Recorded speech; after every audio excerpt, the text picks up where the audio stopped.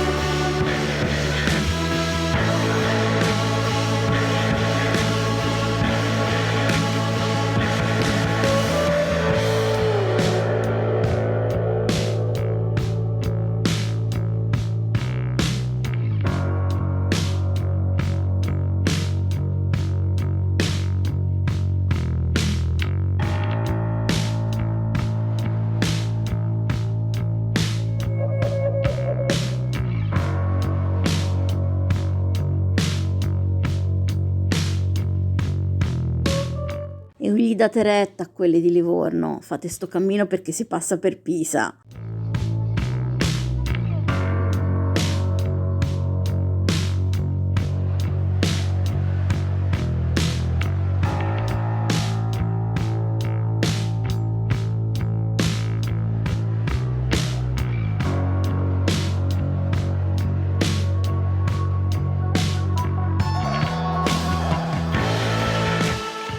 State buoni voi altri, che qui a Caprona combatte Dante.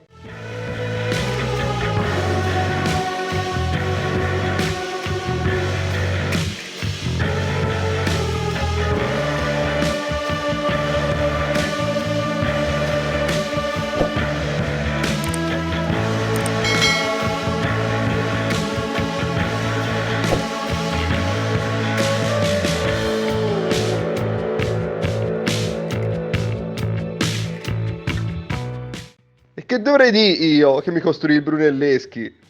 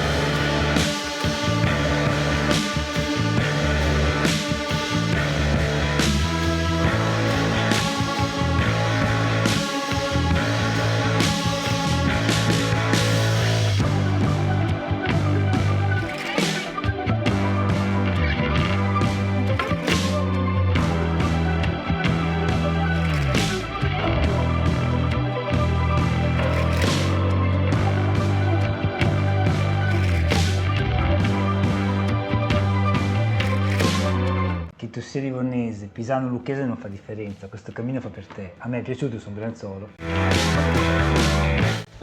Sto cambiando 800 milioni di volte la frase. Mi ci diverto.